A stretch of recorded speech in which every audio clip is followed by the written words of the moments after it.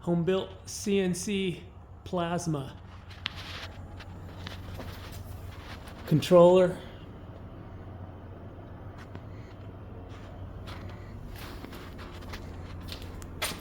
Wiring goes through a cable chain to the Y motor,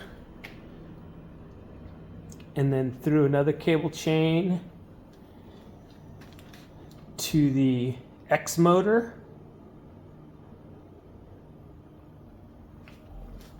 and the Z motor, Z axis.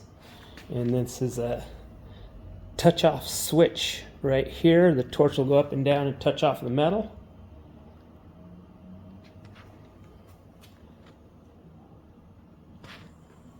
Let's check it out.